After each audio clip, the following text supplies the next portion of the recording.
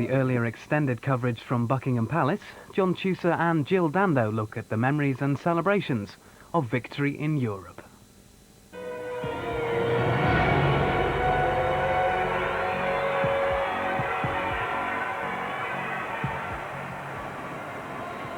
Welcome back to Hyde Park. There's been a huge crowd here, and there was an even bigger crowd at Buckingham Palace this morning.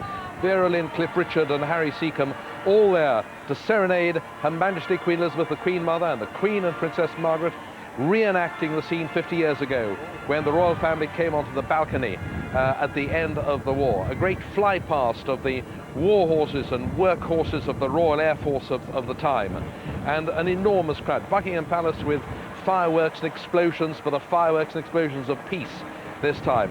And this enormous crowd, the bands playing the great popular songs, and the Queen Mother joining in, not just with those words, but with lots of others as well. It was a marvellous, extraordinary scene, and a huge crowd there. And as we thought, the crowds moved on here to the Hyde Park Arena. 150,000 people, they've been here this afternoon. The entrance to the arena was closed, and they were entertained with all sorts of events, skydiving and parachuting and horses, every single thing they could ask for, and it's been a marvellous afternoon. Now, it's time for memories and celebrations from many parts of the country as well. It's not just happening in London, for some relaxation after the proper solemnity of events on Saturday and Sunday. So let's start going around the country to see what is going on there. Howard Stableford is in Portsmouth. Howard. Here in Great Southsea Street in Portsmouth, the party is now in full swing. People are in period costume. War stories are being swapped, the long, the short and the tall. And there doesn't seem to be any rationing of beer and wine today. But you know, this is just one of 138 parties around the city. In fact, there are more street parties in Portsmouth than any other city in the country.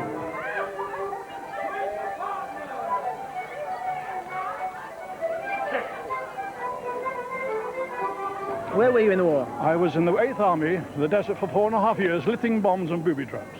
Now, actually, you came back in about 1943, That's didn't you? right. So, yes, I came back there. And I came back from the desert, and there were so many doodle bombs and so many flying bombs. I put them for a posting back to the desert. It was much more peaceful there. There was an air raid, so I run home because it was lunchtime. We had a lunch break. And as I got up a certain road, so I was machine gunned. They were all dropping behind me. And one neighbour was at his door, and all he said was, "You have to run quicker than that, my gal." It was at RAF station at Cranwell in Lincolnshire on VE Day. And I'm afraid someone went a bit of haywire, and all the bras and nicks and all the undies went up on the flagpole. So we quite enjoyed all that. Well, Margaret, amazingly enough, we've been able to track down some of those knickers, and they're behind you now, up on the... are any of those yours? Oh, no, I'm afraid not those.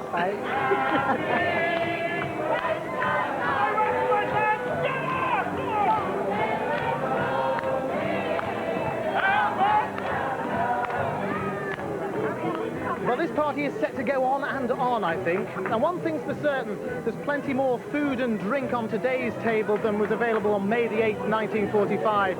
And that, of course, is due to the determination and bravery of people such as we've met today and those who can't be here. This weekend, the VE Day celebrations are being transmitted live into millions of homes, thanks to the wonders of outside broadcast television. Well, 50 years ago, no such technology existed, so armed with his last precious rolls of film, amateur filmmaker Arthur Green set out to record for his father at home how London reacted when the last all clear was sounded. This is the story of his day. I noticed when the paper came through the door that it had got this banner headline, "Today is V-Day." So immediately I thought I could do something about this. I got my father into the back garden to read the paper, and I filmed over his shoulder. I thought, there's a nice title for the film. And then I thought, well, now I'll go and see what I can see. So I went across to Bromley by Bow and went up one or two of the side streets just east of the Bow Bridge, and found them, of course, very busy decorating, putting on an enormous show. And I filmed there for a bit and chatted with them. And then I got back to the motorbike again and went up to town, and almost at once ran into a crowd of students from King's College. They were pretty rowdy. They were slapping dustbin lids and things like that. Typical student performance. Well, everybody was very excited. It was, we all felt profoundly relieved. Those who didn't go through it, I don't think I can have any conception of what profound relief there was when it was all over. Then I walked down the Mall towards Buckingham Palace. The King and Queen and Princess Elizabeth in her ATS uniform, and Princess Margaret came out on the balcony. And I got a telephoto shot of them, and then I just walked around the milling crowds for a while, filming what I could see, just to catch the atmosphere of it. And then I thought, there's got to be street parties somewhere. And so I went back to Plumstead again. And I thought, we'll have a look at the roads that go down from Plumstead Common. And better luck, I found Burridge Road had got a sign across it saying road closed. So I looked down, obviously there was a lot of activity there. So I put my bike at the top, walked down, and there in the middle of the road was a row of tables with tea being laid out. Kids all dressed in their Sunday best or in fancy costumes and things. And I think I got some nice shots of them having a party there, a very nice party. I got on my bike again and went along to Poplar. Now there was quite rather a different story. They were there were far more children and a lot of flags out. And then the film ran out. So I had to go home. When I got home, my father told me that they were having a bonfire at Avery Hill Park at Eltham.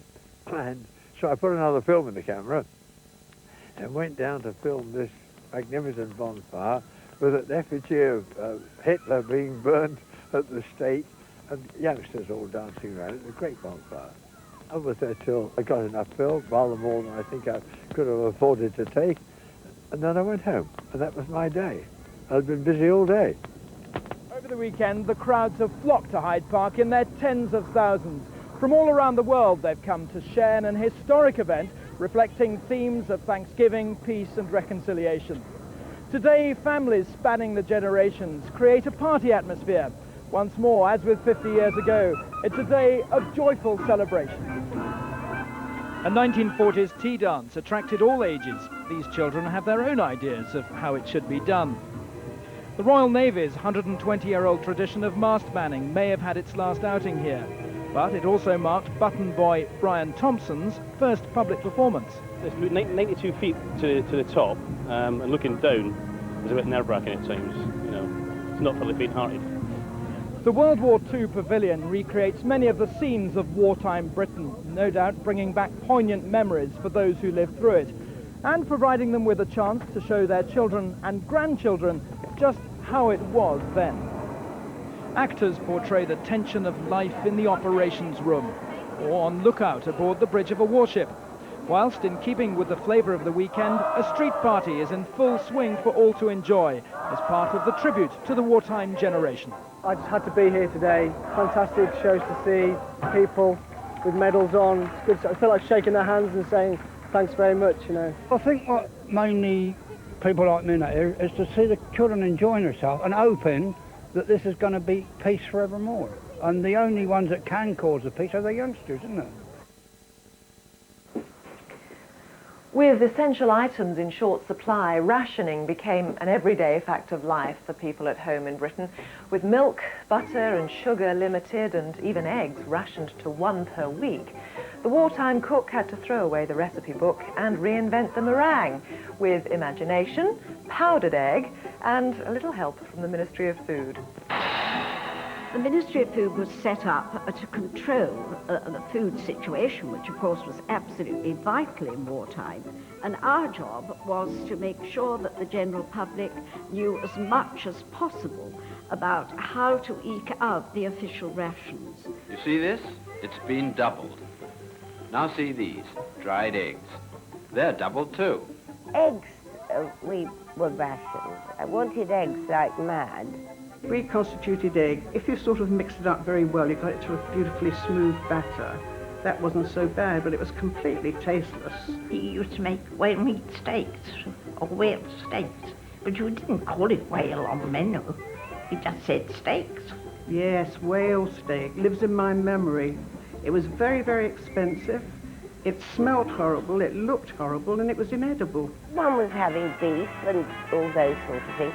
And what I don't understand, we had marvellous French wine all during the war. But it seems, looking back on it, desperately unfair that pretty girls could go out and be taken by lovely, glamorous young men in gorgeous uniforms and have a wonderful time. And lots of people who hadn't got those sort of boyfriends weren't eating so well. One of the most difficult of all the rations was 1 pound pot of jam or marmalade or honey or syrup per 2 months. You could make so many things with jam, can't you? It was mostly all carrots or beetroot. But the people didn't know they ate it as jam tart. They didn't seem to know. And you don't want to tell too much, you see. What goes on in the kitchen is your own business. We used the good old friend mashed potato in pastry, or grated raw potato in pastry. There was no fat went into the flour, into the pastries at all. Well, now you put in butter or margarine or something, but we hadn't got that put in. Somebody said to me, quite recently, didn't you resent being called the kitchen front? I said, did we mind being called that? We were proud to be it, because I felt that we on the kitchen front and the home front ought to say, yes, we won a victory, just like the fighting forces. Here in the Channel Islands, behind me is Fort Grey on Guernsey's west coast. In fact, it's a Napoleonic fort, but it's flanked on either side by German bunkers because of its strategic position on the island.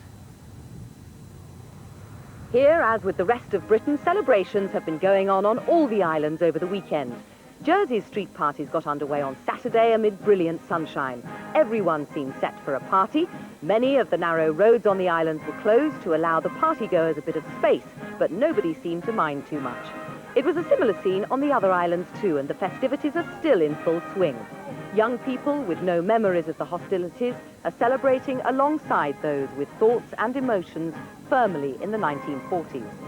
Although the islands were officially liberated from German occupation the day after victory in Europe was announced, VE Day was when the islanders here knew for certain they'd soon be free after 5 years of German rule.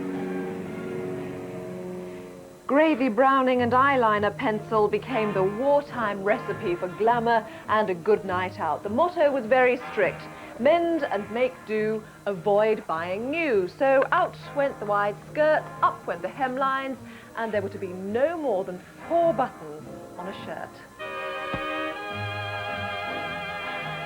You could say it was a glamorous time, because there were lots of young men about and everyone always in uniform. There were all the air raid wardens and the police and the firemen and everything. It was much nicer to go to rescue someone that looks a bit glad. My outfit was, for my wedding day, it had to be an outfit which would be useful afterwards and was often worn for other people's weddings and parties and so on. I don't know when I gave up wearing it, I suppose when it became too old-fashioned. Now, of course, it looks lovely on a beautiful model. Well, I wore the uniform after I was commissioned in the West, and I had a red lining put in it to make it look a little bit more attractive, and quite honestly, I prefer the colour to khaki, which isn't a very feminine colour. Oh, the dress is made out of blackout material. It was our chorus dress. We were a group of young girls who went round London raising money for forces charities. They were great times, and we used to see one another home through the blackout. It gave us a feeling of contributing something to the war effort, even though we were only children. Well, I was working the Alhambra Theatre, Bradford, at the time that the V-Day was expected to be announced. And I saw this dress in a boutique during that week, and I bought it, though what a lovely souvenir it would be. And we were all so happy because it meant the end of all the trials, and the boys could come home, and everybody was extremely happy. It was a symbol of the dress that brought us happiness. Just because there was clothes rationing didn't mean that people would ever forget fashion. This evening, as the anniversary of the time for surrender approaches, we'll see celebration beacons lit throughout Britain and Europe. The Queen gives the signal, starting with the beacon here in Hyde Park, and preparations are being made for the main national beacons all over the United Kingdom. Hazel Irvine is in Edinburgh. Hazel? Good evening. Well, Edinburgh's beacon will be lit on top of a very windy Carlton Hill by the Lord Provost, the Honourable Norman Irons. And youngsters from Edinburgh's Air Training Corps are just putting the final touches to that beacon right now. And that will start off a chain of beacons across Scotland, from Girvan to Aberdeen to Hawick in the Borders. Now, overall, the mood in Scotland is a mixture of both celebration and commemoration. There was some sombre reflection at a service in St Giles Cathedral, attended by Her Royal Highness the Princess Royal this morning. But we have had street parties too, and perhaps the biggest event of all took place last night in the Plaza Ballroom in Glasgow. 800 people danced the night away, and a good time was absolutely guaranteed by 1945 bar prices. Here at Bangor in Northern Ireland, as you can see, the weather is wild and windy. We're witnessing a spectacular conga around the harbour. Today has sometimes seemed an uneasy mix between Armistice Day and It's a Knockout. But the conga was popular during the war. So was the hokey cokey, and people here have just entered the Guinness Book of Records for the longest one ever. You'll see it later this evening. Then tonight, when we light our beacon, it's going to be a floating one. They're now putting finishing touches to it out in the bay behind me. With me is Brian Maharg, who's in charge of the beacon. Brian, how are the preparations going? Yes, John, everything's going okay. The sea conditions are rough and it's windy, but it should be okay. And who will be able to see it? How far away? Well, it'll radiate lights right across the County Antrim, right over to the Mull of Galloway in Scotland, and also the local people in Bangor. Okay, good luck. Well, come, we're looking forward to joining in the fun this evening. On the home front, there had been many casualties of the war. Families were divided as children left the cities for the safety of the country and a new life in a different school. Air raid and gas mask drills were daily disciplines in the classroom, and they were captured on rare film by the headmaster of one such school in Cheshire. Well, those wartime children, together with a teacher, relived those school days at a reunion of the class of 45. Well, I was evacuated in the war in 1939. We landed here 3rd of September, I think it was. So I think now when you look back, I don't think we knew what was happening to us, really. It was all happening so quick. With nothing, only what we stood up in, nothing at all. No home or anything.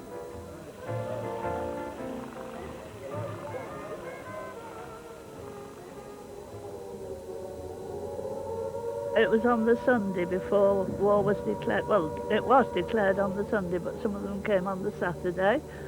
And we had to find homes for these crying children from Liverpool. We had little name tags on our coats, our gas masks, and a few items of clothing what we were going to wear while we were here. They were very young children, you know, to be sent from mothers and fathers. So we didn't cry ourselves, but we could have done. It was so pitiful. Our teachers came with us, and the headmaster came with us, and they all got in digs, and we were thanking God we went in the same digs as them. We were all happy, weren't we? Well, I don't think we realised there's a war really, because I don't think our parents would talk about it. When the siren went and then Yeah, they all yeah. cleared, that was the Yeah, time that it brought it home to you. Yeah, Yeah. we all Really. trooped to the Yeah. shelters, right, gas yeah. masks. Carrying the biscuits. Our little gas masks. Oh, here's the They're gas mask. getting them yeah. out, gas mask drill. Yeah. That's right. Horrible smell. Oh, we're in Keller now. Yes. That's a horrible shelter. We'll all be singing 10 green bottles. Bottles hanging on the wall. One man, Yeah. one man went to mow. Oh, here's the knitting coming up, isn't it? Yeah. Yeah. With those blanket And squares. those blankets Yeah. were knitted, yeah. Oh, and these are the reserve. There's me, Gorky lad Yeah. on the left. Colin knitting Dale. away, Yeah. Yeah. digging for victory. I remember doing this Now, garden. this was wonderful, wasn't We it? started right from scratch on this. It was literally just a bare field It when we was. started, and we dug it by hand. Ernest was saying earlier that we perhaps weren't aware of the war being on. I think later on we were, very much so, particularly with Foden's just across the fence there, making military vehicles and so on. And we were very aware, I think, that things weren't perhaps normal, even as tiny children. Yes.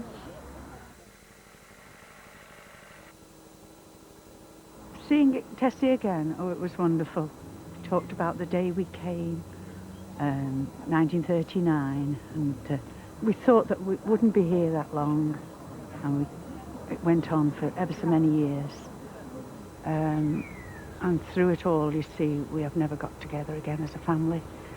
I feel now that we've been cheated out of our childhood and had to grow up very, very fast.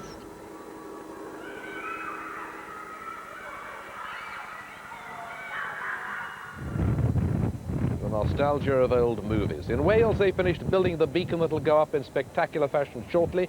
Let's join Nigel Walker, Olympic athlete, Welsh rugby international, the only man fast enough to keep up with the cadets. He's on Brecon Beacons. Let's see how it's going. Nigel. Yes, welcome to Pen y Fan, the highest mountain in South Wales, set amongst the striking scenery of the Brecon Beacons.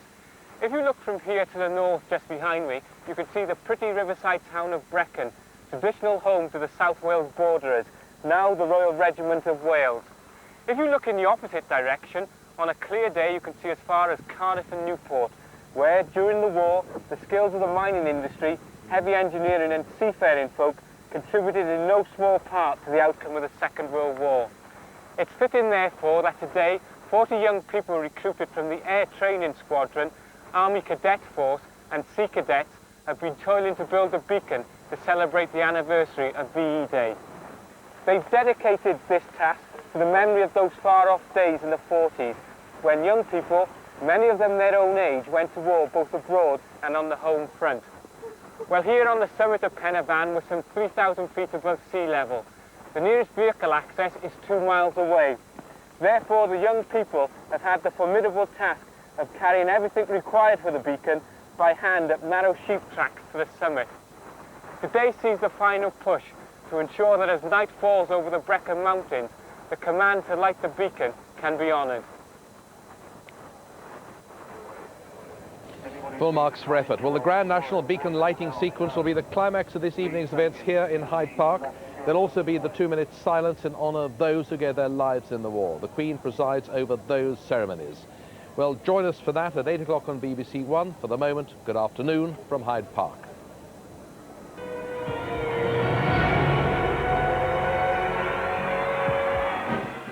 Tonight at 9:05, the stars of today play the stars of the 40s in a special wartime concert for VE Day. Call up the stars on BBC One tonight at 9:05. Now on BBC One, Mark is stewing in his... Somebody there.